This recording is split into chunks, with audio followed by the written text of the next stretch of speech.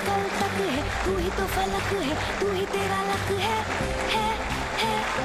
इस पल में जियो, वक्त को जाने ना तो, अब दिल में जो आग है उसे बढ़ जाने दो। तेरी शान की पहचान हो, कुछ ऐसा कर दिखाना कि राना लेगा ये जमाना, तेरा नाम लेगा ये जमाना।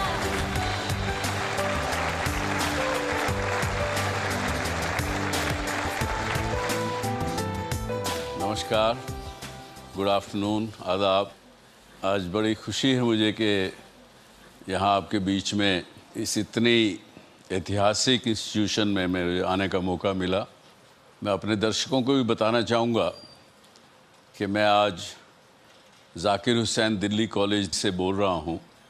आज हम जिस विषय पर बात करेंगे, how do we build relationships, how do we not only build them, maintain the relationships? How do we enjoy our relationships? चाहे वो रिलेशनशिप माँ बेटे की हो, पिता पुत्र की हो, पति पत्नी की हो, बॉयफ्रेंड गर्लफ्रेंड की हो, जो भी रिलेशनशिप आज संसार में है उसके बारे में आज हम थोड़ी चर्चा करेंगे। और थोड़ा हमारी टीम ने जो इस पैकेज बनाया है इसके विषय में, आइए देखते हैं। हम अपने पूरे जीवन में कितने लोगों से मिल पाते हैं? 10,000, 20,000, 1 लाख? और इन 1 लाख लोगों में से हम कितने लोगों से सही मायने में जुड़ पाते हैं? ऐसी क्या चीजें हैं जो हमें कुछ लोगों से जोड़ती हैं और कुछ से नहीं? वो कौन सी अलग या खास बात है जो लोगों को हमारी तरफ खींचती है? इन सवालों का जवाब है the art of building relationship, मतलब एक ऐसी कला जो आपको लोगों के साथ जुड़ने में मदद करती है। कुछ लोगों के लिए रिश्ते उतने ही महत्वपूर्ण होते हैं जितना कि उनका जीवन। हम हर दिन अलग अलग लोगों से वाकिफ होते हैं और इनमें से कुछ लोगों से हमारा रिश्ता जुड़ जाता है। इसलिए कहते हैं, किसी अजनबी से इस तरह मिले कि वो आपका सबसे अच्छा जानकार बन जाए। जिंदगी में बहुत बार ऐसे तजुर्बे होते हैं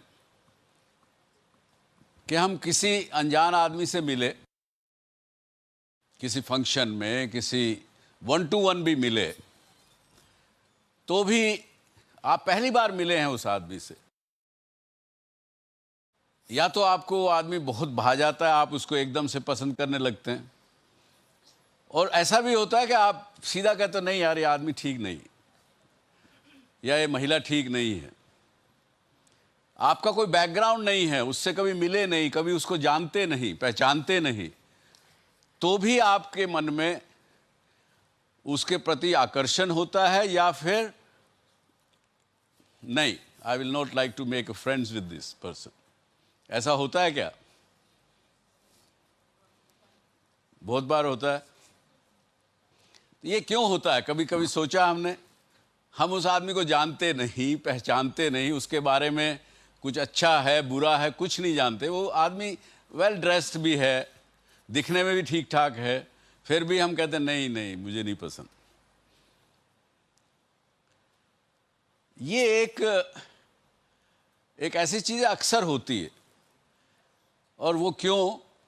क्योंकि जब भी हम किसी के संपर्क में आते हैं, चाहे भले ही हाथ ना मिलाया हो, फिजिकली टच ना किया हो, कि फिर भी हम एक दूसरे के पास अपनी एनर्जी उसके पास भेजते हैं, उसकी एनर्जी अपने पास लेते हैं।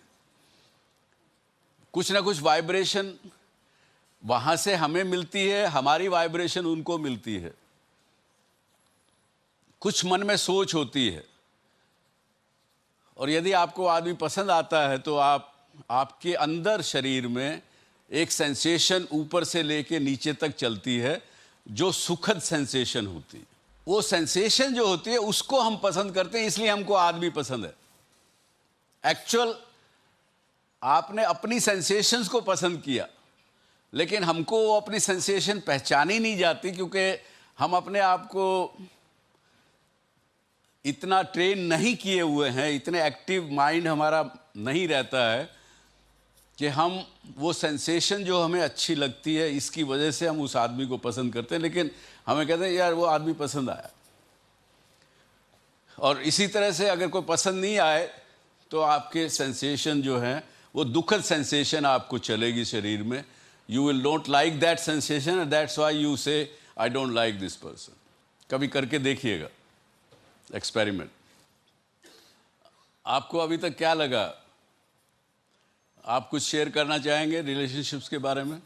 सर मैंने एक चीज़ देखी है कि अगर आप बहुत हंस रहे हो या खुश मिजाज हो तो दूसरा वाला भी आपसे बात करने के लिए बहुत हैप्पी हो जाता है। तो आई थिंक हंसना और खुश रखना दूसरे को हंसना और हंसाना, वेरी गुड, बहुत अच्छी बात है, very good. Sir I think किसी के रिलेशनशिप बिल्ड करने के लिए अगर आप किसी सामने वाले से बात कर रहे हैं, अगर आप उसका नाम लेके बात करेंगे तो वो ज़्यादा मुखातिब होकर आपसे बात करेगा, और उसकी कोई भी प्रॉब्लम हो या कोई भी सिचुएशन ऐसी हो उसको बड़े ध्यान से टाइम लगा के एम्पैथी के साथ अगर वो सुनेंगे तो आई थिंक एक रिलेशनशिप बिल्ड होगा। आश्री, आपने जो रिश्तों के नाम दिए, आपने माँ बेटे उदाहरण जो दिए तो वो जाने माने उदाहरण हैं।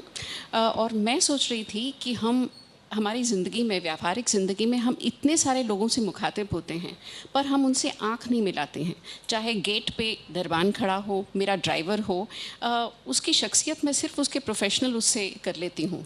तो जैसे इन्होंने कहा कि नाम से वाकिफ़ होना, तो हम कदर नहीं करते बहुत सारे लोगों की। वेरी गुड, बहुत अच्छा कहा, वेरी गुड। देखिए एक समय था, जैसा आपने कहा, एक समय था, मैंने अपना देखा है और आपके अंदर कोई बीच में लोग गांव के थोड़ा ज़िंदगी जानते हो तो आज भी गांव में है। अगर गांव का कोई भी आदमी पूरे गांव को अपना परिवार समझता था, एक समय था और आज भी है। यहां तक कि अगर एक गांव की लड़की शादी करके दूसरे गांव, दूसरे शहर में चली गई और इस गांव का कोई व्यक्ति उस शहर में चला गया तो वो उस लड़की से मिलने ज़रूर जाएगा कि मेरे गांव की बेटी है, उस घर में रहती है, उसको जाके 5 रुपया दे के आएगा, 10 रुपया दे के आएगा। वो रिलेशनशिप्स थी। आज क्योंकि मैं समझता हूं कि इतनी भागदौड़ ज़िंदगी में हो गई है, इतना हम स्ट्रेस में जीते हैं कि अपनी खुद की सुध बुध नहीं रहती। और इस वजह से मैंने इसलिए आपको ये कहा, माँ बाप का रिलेशनशिप, भाई बेटे का, भाई भाई का रिलेशनशिप, उनमें भी टेंशन्स हैं, उनमें भी दरार्स हैं, वो भी ठीक से नहीं चल रही है। वो क्यों नहीं चल रही? क्योंकि हमारी एक्सपेक्टेशंस जो हैं वो बढ़ गई हैं, ट्रांजैक्शनल हो गया है सब। एक बिल आया पार्लियामेंट में, वो बिल क्या था कि यदि कोई बच्चा, लड़का लड़की किसी भी उम्र का है, अगर उसके माँ या बाप उनको तंग कर रहे हैं, परेशान करते हैं, तो वो लड़का जाके पुलिस स्टेशन में बच्चा कंप्लेंट बाप के खिलाफ कर सकता है। तो ये क्या हो गया? कॉन्ट्रैक्चुअल रिलेशनशिप में तब्दील हो गया बाप बेटे का रिश्ता। कॉन्ट्रैक्ट हो गया कि मैं तुम्हें तंग नहीं करूंगा, मैं तुम्हें डांटूंगा नहीं, मारूंगा नहीं। अब ये किसी ने सुझाया, हमने बड़े उसको अपोज किया कि ये गलत है। ये आप अमेरिका का एक कानून उठा करके यहाँ ला रहे हैं। वहाँ उस कंट्री में यानी 60 to 70% शादियाँ डाइवोर्स में एंड अप होती, पहली शादी। दूसरी शादी भी 30% डाइवोर्स में कन्वर्ट होती है। हमारे यहाँ ऐसा नहीं है। वहाँ पे बाप ड्रग लेता है, वो मारता है बच्चे को। सुतेला लड़का होगा, सुतेली लड़की होगी, उसको मारता है, क्योंकि रिलेशनशिप नहीं है। अब आप उसको लेकर के यहाँ लाके इस समाज को थोप रहे हो, जो कि बाप अगर डांटता भी है, माँ डांटती भी है आपको, तो आपके भले के लिए डांटती है। हमारे ख्याल से रिलेशनशिप बनाने के लिए, किसी से बनाना चाहें तो हमें उसके लेवल पर आना बहुत ज़रूरी होता है। जैसे हम ड्राइवर से अच्छे रिलेशनशिप बनाना चाहें तो मुझे ड्राइवर से ही उसी सरल भाषा में बात करना चाहिए। तो ये इस पे बारे में मेरे ख्याल सभी लोग एग्री करेंगे। सर परेशानी वहाँ आती है जो आप जैसे ऊंचे रुतबे लोगों से रिलेशन बनाना हो तो बहुत मुश्किल पड़ता है, क्योंकि नीचे आना बहुत आसान होता है, ऊपर आना मुश्किल होता है।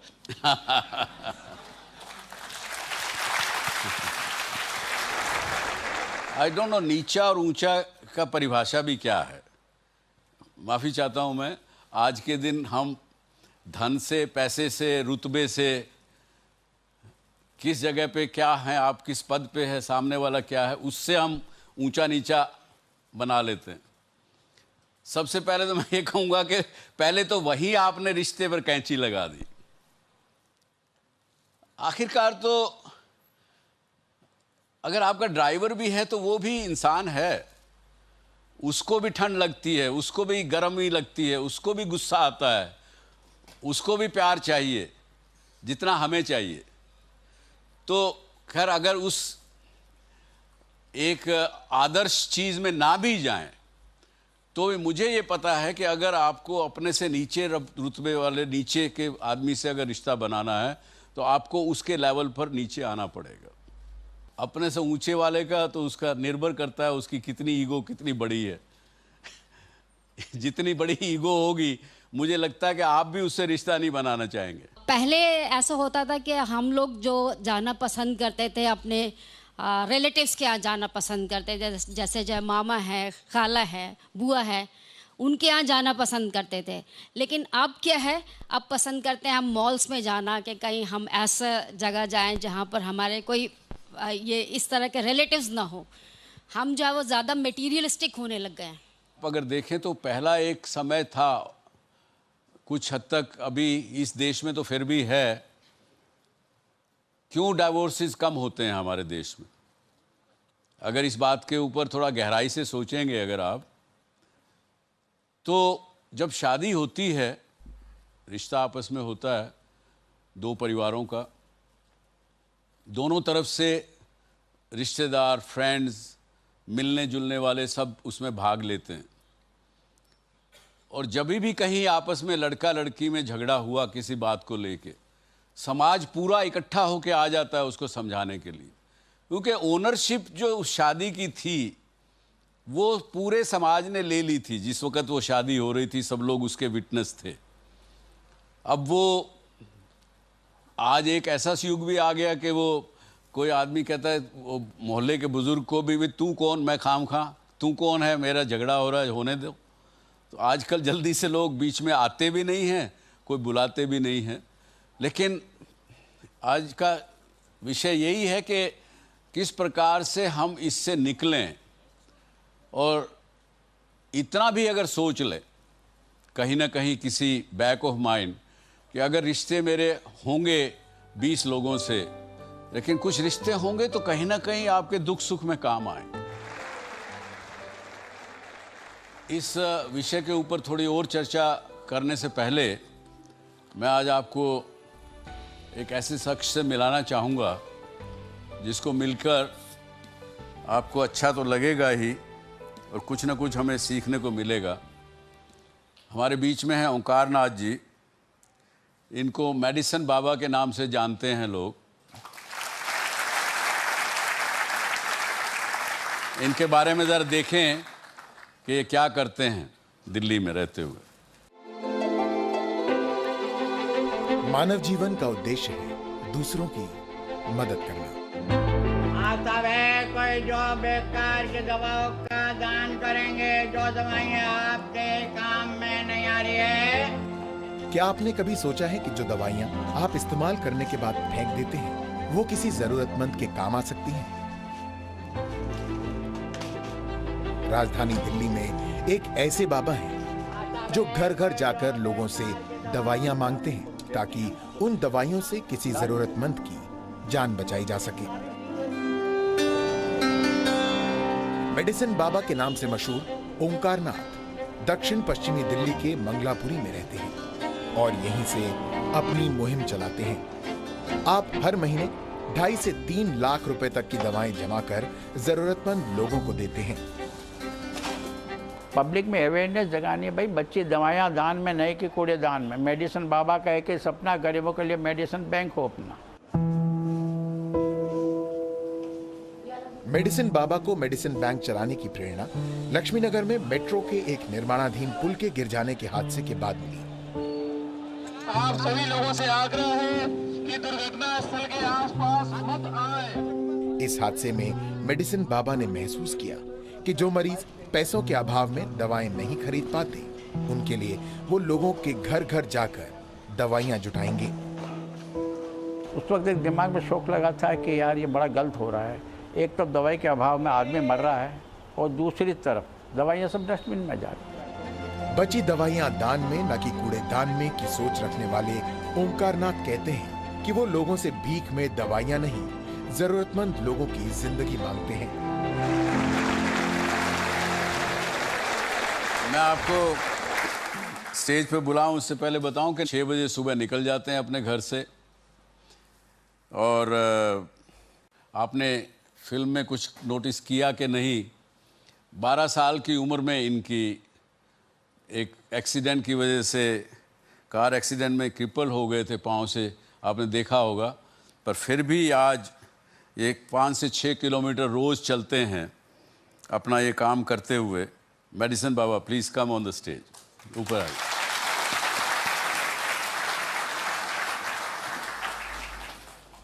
आपका बहुत बहुत स्वागत है यहाँ आने पर। जो मेरे दर्शक घर बैठे हुए हैं, क्या कहेंगे उनको? मैं तो सबसे पहले कहूँगा ये मेरा सौभाग्य है कि मुझे इतना बड़ा प्लेटफॉर्म मिला है समाज के काम करने के लिए। इससे बड़ा प्लेटफॉर्म में और कोई नहीं समझ सकता। बाकी लक्ष्य एक ही है कि हम जो दवाइयाँ कचरे में डाल रहे हैं, और ये नहीं कि दवाइयाँ दे रहा हूँ, hospital bed, oxygen cylinder, nebulizer, suction machine, wheelchair, walker, physiotherapist, goods, और तो और एक इतनी सी मशीन होती है तो 50-60 हज़ार से शुरू होती है। ऑक्सीजन कंसेशन मशीन जो patient around the clock oxygen, वो भी बाबा के पास फ्री गरीबों के लिए। और मेरा तो एक ही लक्ष्य है कि मैं गरीब आदमी को जितनी भी सेवा करूँ बहुत कम है। बहुत अच्छा। आप कोई प्रश्न पूछना चाहेंगे मेडिसिन बाबा से? हम लोग अगर मेडिसिन डोनेट करना चाहते हैं तो कहाँ कर सकते हैं? देखिए, medicinbaba.in पे देखेंगे आप, नाम का, घर, पता, एड्रेस वगैरह मिल जाएगा। पर सब बड़े दुख की बात है कि एड्रेस चेंज होता रहता है, क्यों मैं किराए के झुग्गी झोपड़ी में रहता हूँ, मेरा अपना कोई मकान नहीं है। अभी भी मैं उत्तम नगर में हूँ और उसके बाद पास में दूसरी जगह शिफ्ट कर रहा हूँ। तो ये वेबसाइट आप देखेंगे medicinbaba.in, आपको बहुत कुछ जानकारी मिलेगी। काम कर रहा हूँ, और जैसे अभी एक फ्रेंडशिप, रिलेशनशिप की बात आ रही, अरे मेरे तो अथाह दोस्त हैं, एक नहीं, किसी मरीज को जो कोई जान पहचान नहीं, लावारिस से उसके सर पर हाथ फिर दे प्यार से, बाबूजी आपको डॉक्टर ने कोई पर्ची तो नहीं लिखी? उसने कहा बाबूजी लिखिए। मैंने कहा मुझे दे दो भैया। उसने दिया, उसके दवाई पहुंचा दी। उससे अथाह खुशी, इतनी कि दुआ मिलती, इतनी दुआ मिलती, भगवान हो, तब वही एनर्जी आज मेरे पास है। बाकी इस वक्त तो चल ही नहीं सकता मैं। अच्छे साल में कोई कहता है बहुत अच्छा, आप अच्छा काम कर रहे हैं। हाँ, अरे आप मेरे से बड़े हैं भाई, बहुत बहुत धन्यवाद। तो वापिस अगर उस रिश्ते की कड़ी को वापिस उठाएं, आपके कोई प्रश्न क्या हैं? मेरा सवाल ये है कि जो सोसाइटी क्लास डिवाइडेड है, बड़ी मछली छोटी मछली को अल्टीमेट एनालिसिस में खाती है, तो इस क्लास डिवाइड को ब्रिज करने के लिए आपका क्या संदेश है? मेरा दूसरा सवाल ये है कि आपने कहा कि हिंदुस्तान में जो शादियां होती हैं वो एक तरह से सोशल ओनरशिप के तहत होती हैं, यानी कि उससे रोमांस की अपेक्षा कम होती है, जैसा कि वेस्ट में रोमांस की अपेक्षा होती है। यहाँ पर वो रिश्ता निभाने की बाध्यता होती है। तो इन दोनों में से आप किसको श्रेष्ठ कहेंगे और क्यों? और तीसरा सवाल है, आपने कहा कि माँ बाप और बेटे के बीच रिलेशनशिप केवल इसलिए खराब हो रहा है कि माँ बाप की एक्सपेक्टेशन बढ़ रही है, रिलेशनशिप ट्रांजेक्शनल हो गए हैं।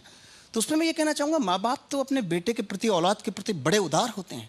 वो कुछ भी ना बने, सब कुछ सेक्रीफाइस, वो एक्सपेक्टेशन जरूर रखते हैं मेरा बेटा डॉक्टर बन जाए, लेकिन ना बनेगा तो अपना सब कुछ इन्वेस्ट करते हैं मोहब्बत।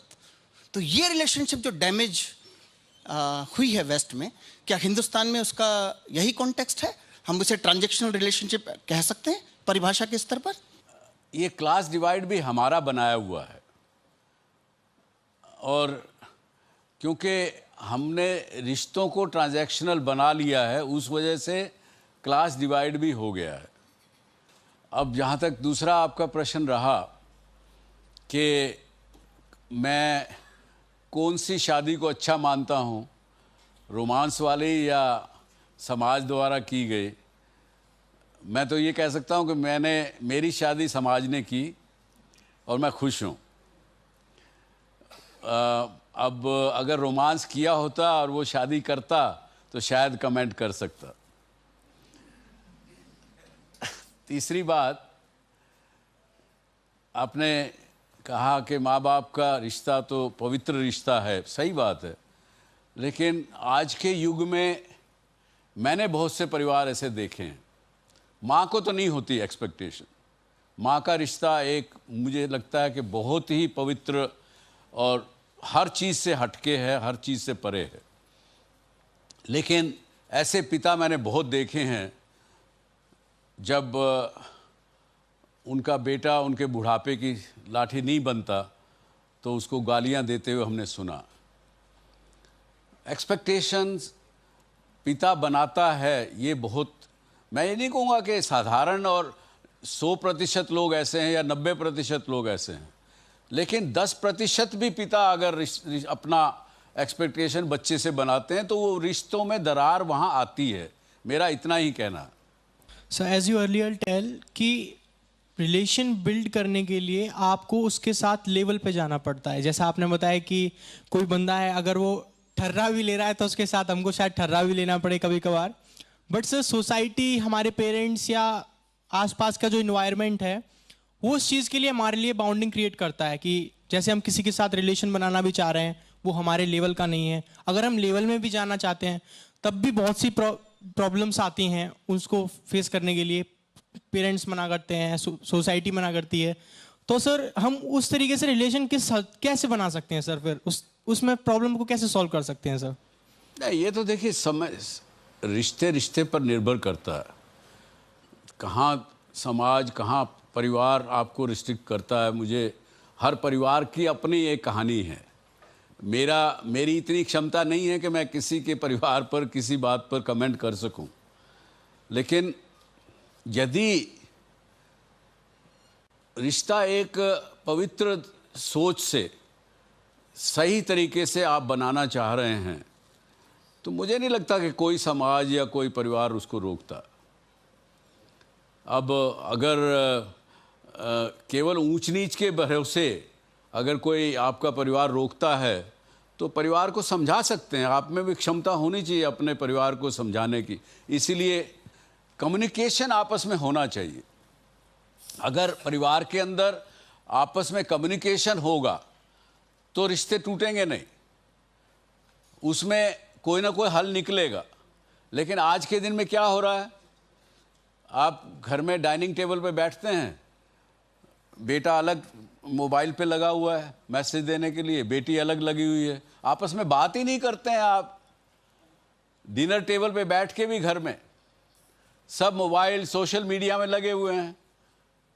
आप माँ बाप पिता भी कई काम करते होंगे, वो आते हैं थके हारे तो आप उस समय शायद आप सो रहे होते हैं। तो कई परिवारों में ऐसा देखा गया है कि कम्युनिकेशन है नहीं परिवार के अंदर। जब कम्युनिकेशन नहीं होगा तो रिश्तों में स्ट्रेस आएगा। क्यों आएगा? क्योंकि आपने अपने मन में कुछ चीज़ बना ली कि मेरे पिता ने आज सुबह ये बात कही, अरे उनको ये नहीं कहना चाहिए था, बुरा लगा आपको, आपने अंदर मन में रख लिया, उसको गांठ बांध ली अंदर, उनसे वापस कम्युनिकेशन नहीं किया कि पिताजी आपने क्यों कहा इस बात को। तो कम्युनिकेशन बहुत ज़रूरी है किसी भी रिश्ते को बनाने में, किसी को जोड़ने में। मेरे विचार में आज ह्यूमैनिटी को या कम्युनिटीज़ को डिवाइड करने में रिलीजियन का जो नैरो सोच है वो जिम्मेदार है।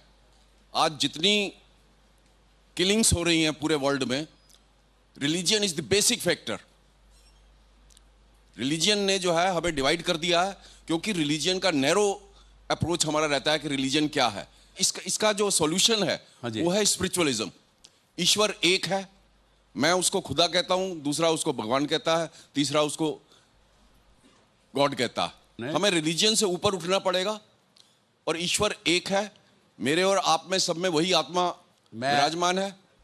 मेरा ऐसा पर्सनली मानना है कि ये जो हम कहते हैं हिंदू धर्म, मुस्लिम धर्म, क्रिश्चियन धर्म, ये धर्म नहीं है।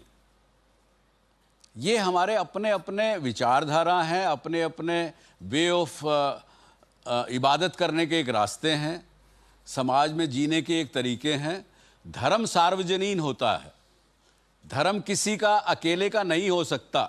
यदि एक हिंदू को गुस्सा आएगा तो वो अपना नुकसान गुस्से में करेगा ही करेगा। वो कुदरत जो है वो ये नहीं देखती कि ये हिंदू है, बड़ी पूजा करता है, इसलिए इसको गुस्सा आया है तो इसका नुकसान ना करूं। इसको अगर ये अगर व्यभिचार कर रहा है तो वो नुकसान अपना करेगा ही करेगा, चाहे हिंदू हो, मुस्लिम हो, क्रिश्चियन हो, ईसाई, कोई भी हो। तो धर्म सार्वजनीन होता है। हमने धर्म को समझा ही नहीं। पहले तो धर्म को समझना पड़ेगा, उसके बाद फिर इस पे आगे चलना पड़ेगा। चलिए, मैं एक हमारे यहाँ बीच में गेस्ट हैं जिनको आप मिलकर सब लोग खुश होंगे। He is a psychiatrist and a public health expert who has devoted his career for 35 years to public service and academics and science. अब इन्होंने शाहदरा का जो मेंटल हॉस्पिटल था उसको ट्रांसफॉर्म किया, उसको one of the best mental health facility of the country create किया। And he has a long track record of expertise in counselling, psychotherapy and individuals and couples, families. शायद उनसे पूछेंगे हम, शायद वो हमारे को आज की समस्या का कुछ हल बता सकें। तो मैं बुलाता हूँ doctor Nimish ji Desai, director institute of human behaviour and allied sciences. आइए, आप कुछ तरह डिटेल में बताना चाहेंगे कि कैसे आपने किया ये सब चमत्कार और हमको क्या कहना चाहेंगे? मैं चर्चा सुन रहा था आपने जो अभी कंडक्ट की। जो आज का विषय है उसके बारे में अगर संक्षेप में पहले टिप्पणी की जाए, मानव इतिहास में हर पहलू में रिश्तों का महत्व रहा है, ये हम सब समझते हैं। शायद जो बात अब तक नहीं हो पाई है और वो ये है, इतिहास और विज्ञान हमें, समाज विज्ञान और मनोविज्ञान हमें ये सिखाएगा कि मानव रिश्तों में बदलाव आते रहना भी आम है। जैसे सामाजिक ढांचा बदलेगा, तकनीकी विकास होगा, रिश्ते बदलेंगे, रिश्तों की अहमियत और गहराई बदलेगी, रिश्तों के जो तरीके हैं वो बदलेंगे। तो हमें इस बदलाव के साथ कोप करना है, बदलाव के साथ कोप करना वो जरूरी है। आपने डॉक्टर चंद्र साहब एक हिंट किया था बीच में, जिसको मैं थोड़ा और विस्तार में कहना चाहूंगा कि 21वीं सदी में जो भौतिकवाद चल पड़ा है, जो मटेरियल सक्सेस और प्रोफेशनल एक्सेलेंस और सक्सेस की जो धारा चल पड़ी है, जो बहुत अच्छी है अपने आप में, इसमें कहीं हम रिश्तों की अहमियत को भूल न जाएं, खो न दे। ये शायद आज का सबसे बड़ा मंत्र हो। ये सही बात है, बिल्कुल। क्योंकि success is the most important thing, चाहे वो यंग स्टूडेंट हो, चाहे वो प्रोफेशनल हो, चाहे वो बिजनेसमैन हो, कोई भी पेशा हो। सक्सेस और खासकर मटेरियल सक्सेस इतना महत्व रखता है आज की दुनिया में कि शायद रिश्तों की अहमियत को हम जाने अनजाने में भूल जाएं या भूल जा रहे हैं। ये ना हो, ये ना। तो उसके लिए क्या कहना चाहेंगे आप, जो हमारे ये लोग भी बैठे हैं और घर पे दर्शक भी हैं? हाँ जी, रिश्तों के जो सारा पूरा ताना बाना है उसको यूनिटरी वे में एक रूप में देख रहे हैं। अगर गौर करें आधे मिनट के लिए, कुछ समय के रिश्ते हो, थोड़ी जान पहचान हो, लंबे अरसे के रिश्ते हो, कॉन्ट्रैक्चुअल रिश्ते हो, दिल के रिश्ते हो, काम धंधे के रिश्ते हो, अलग अलग रिश्तों की पहचान और उसकी गहराई और उसकी गरिमा को समझ के अगर हम निभा सकें तो वो बेहतर होगा। जी जी, क्योंकि अगर हम ये गलती करेंगे कि सब रिश्तों को एक ही ढांचे से देखें। मैं निजी रूप से यकीनन मानता हूं कि प्रोफेशनल टीम्स, हमारी हॉस्पिटल की टीम है, टीम्स में अच्छी कोऑर्डिनेशन होना, लेकिन क्या ये जरूरी है कि हर प्रोफेशनल टीम की तरह हो? नहीं, कोई आवश्यक नहीं है। और मैं नहीं मानता हूं। मुझे खुशी आप कह रहे हैं, बिल्कुल ठीक बात। परिवार अपनी जगह परिवार की तरह रहे, जो प्रोफेशनल टीम है वो अपनी जगह प्रोफेशनल टीम की रहे, ये जरूरी है। बिल्कुल ठीक। तो वो जिसको आप वाइब्रेशन कह रहे थे, उसको मनोवैज्ञानिक एक्सप्लेनेशन ये है कि हमारे मन में, हमारे मन मानस पथ में जो हम लेके चल रहे हैं इंप्रेशंस, वो हमारे वर्तमान और भविष्य को भी रिश्तों को तय करेगा। बिल्कुल ठीक। और उसके बाद बात बनेगी हम उसको कितना निभाते हैं। कितना निभा पाते? एक आखिर में बात कहना चाहूँगा इस कड़ी में, जो बात कही गई इन साहब ने कही थी नाम की, जो आपने चंद्र साहब जिक्र किया, 20 साल में करीब हम लोग टीम एफर्ट से शादरा का पुराना मेंटल हॉस्पिटल एक अच्छे मेंटल हेल्थ फैसिलिटी में कन्वर्ट कर पाए हैं। उसमें बहुत सारे व्यक्तियों का बहुत सारा योगदान है, लेकिन एक छोटी सी बात जो इन्होंने कही थी वो है, कोशिश ये है कि सरकारी अस्पताल में जो पुराना मेंटल हॉस्पिटल था, न सिर्फ वार्ड में लेकिन ओपीडी में हर व्यक्ति से बात की जाती है उसके नाम से। जी जी। और न सिर्फ उसके साथ बातचीत नाम से हो, लेकिन उसके बारे में अगर 2 डॉक्टर बातचीत कर रहे हैं, हाँ। आप मेरे सीनियर हैं, अगर मैं आपको रिपोर्ट कर रहा हूं तो ये नहीं कि वो बेड नंबर 10, हाँ, वो स्किज़ोफ्रेनिया का मरीज, बात हो रही है उसका नाम लेके कि मुरारी लाल सर जिनको हम ट्रीट कर रहे थे उनको अब फायदा हो गया है, तो अब उनको घर भेज सकते हैं। इतनी सी बात में बड़ा फर्क पड़ता है। आपके क्या सवाल होंगे डॉक्टर देसाई से? क्या सजेशन देंगे कि अगर कोई डिप्रेशन में है, डिप्रेस्ड आदमी है, तो वो अपने रिलेशनशिप्स को प्रोफेशनल लाइफ और सोशल लाइफ में कैसे मेंटेन कर सकता है? सलाह मेरी रहेगी ऐसे व्यक्तियों के मित्रगण से और उनके परिवार के सदस्यों से।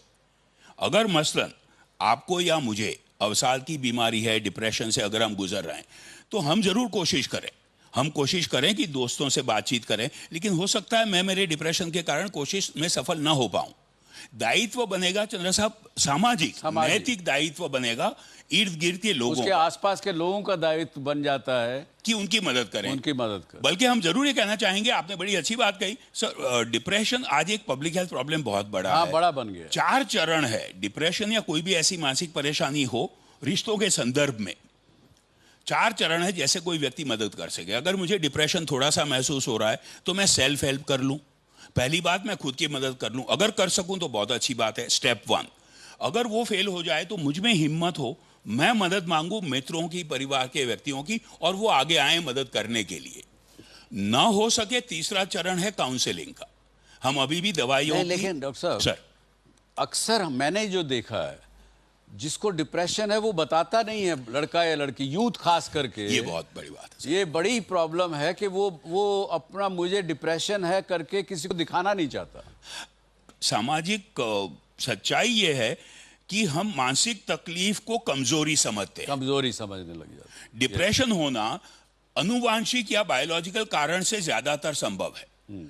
थोड़े मानसिक या सामाजिक कारण जरूर हो सकते हैं, परिवार में कुछ हो, मेरी कोई सोच गलत हो, नेगेटिव हो, लेकिन मोटे तौर पे किसी और बीमारी की तरह, डायबिटीज, ब्लड प्रेशर की तरह, डिप्रेशन को या स्किज़ोफ्रेनिया को, शराब की बीमारी को, व्यसन की बीमारी को बीमारी के रूप में समझा जाए तो जो आप कह रहे हैं, वो जो स्टिग्मा है, वो जो झिझक है मदद मांगने की, कहने की कि मैं परेशान हूं, मैं अक्सर ये कहता हूं रेडियो पे, टीवी पे, और यहां फिर कहना चाहूंगा कि अगर हम में से कोई परेशान है तो हम में नैतिक हिम्मत होनी चाहिए, और हम नैतिक हिम्मत जुटाएं ये कहने की कि हम परेशान हैं। लेकिन ये नैतिक हिम्मत चंद्र साहब, आप इत्तेफाक करेंगे, मैं तभी जुटा पाऊंगा अगर सामने वालों का रिस्पॉन्स अच्छा होगा तभी। अगर सामाजिक माहौल और एटीट्यूड, सोच अच्छी बनेगी तो हम हिम्मत जुटा पाएंगे वो कहने की।